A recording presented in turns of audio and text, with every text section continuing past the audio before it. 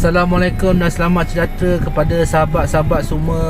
Okey, hari ni Abang Iwan bawa korang semua untuk melawat Kota Eva Musa, pintu gerbang Kota Eva Musa.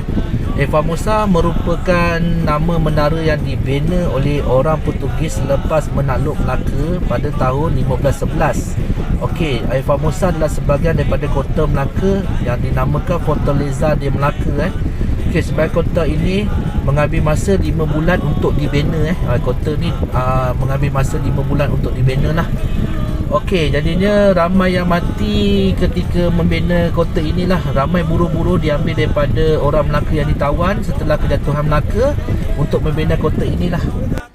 Kota ini dibina oleh Afonso de Aguirre dan boleh dikatakan menjadi lambang penentangan penduduk Melaka masa itu, sehingga memasa pihak Portugis membina kota pertahanan sebaik sahaja menguasai bandar Melaka.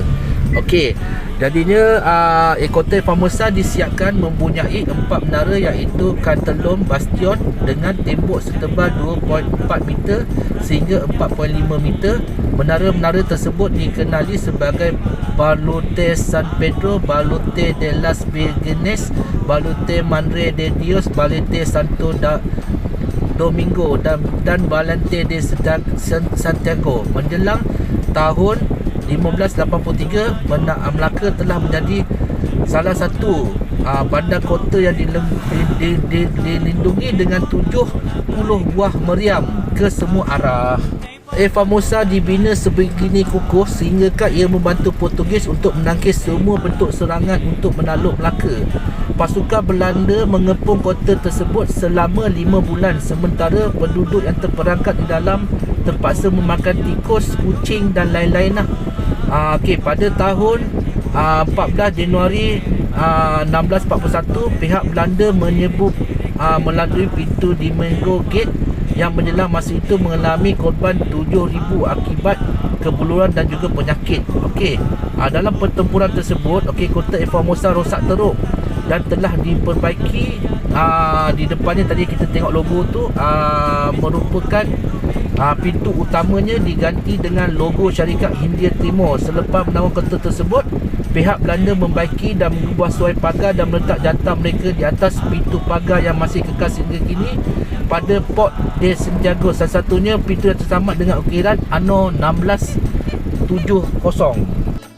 Okey, pada tahun 1795, Raja Belanda iaitu bernama William de Orange telah melarikan diri ke London setelah negara mereka Holland iaitu Belanda telah dijajah oleh Napoleon daripada Perancis, dan kota ini diserahkan kepada British untuk mengelakkannya jatuh kepada pihak Perancis pada ketika itu. Okey, selepas menguasai Melaka, pihak British tidak berminat menyimpannya atau membiayai penempatan tentera bagi mempertahankan Melaka yang dianggap milik sementara dan perlu dipulangkan kepada pihak Belanda selepas perang.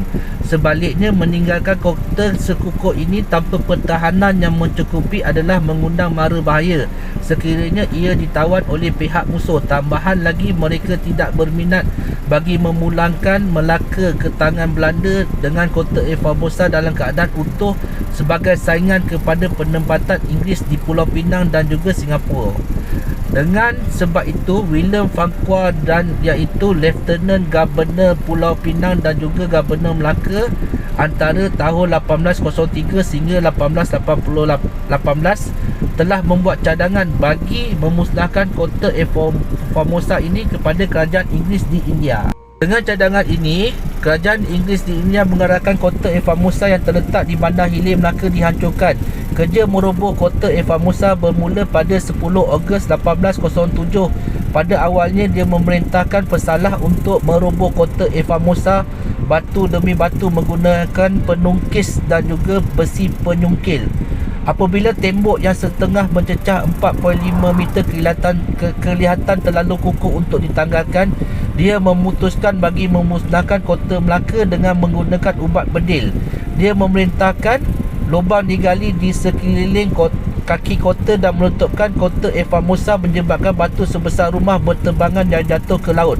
Hampir semua kubu, tembok-tembok hospital besar, 2 tempat menyimpan beras, tempat kediaman dan 6 bilik simpanan telah diletupkan dan diratakan. Kerja pemusnahan telah berlaku dengan rancaknya. Sir Stamford Raffles, seorang kaki tangan kerajaan yang bercuti sakit, telah datang ke Melaka atas jemputan William Farquhar.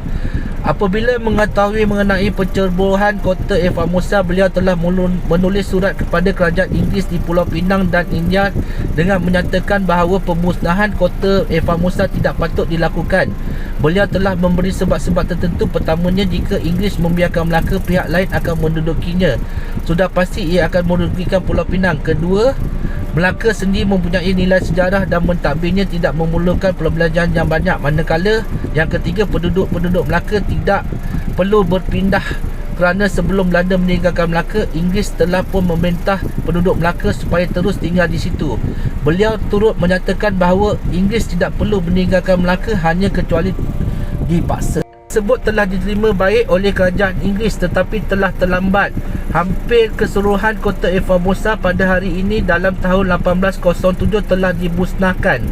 Pihak British kekal di Melaka sehingga 1818. Apabila berakhirnya peperangan Napoleon, Melaka dikembalikan ke tangan Belanda tanpa kota Eva Musa.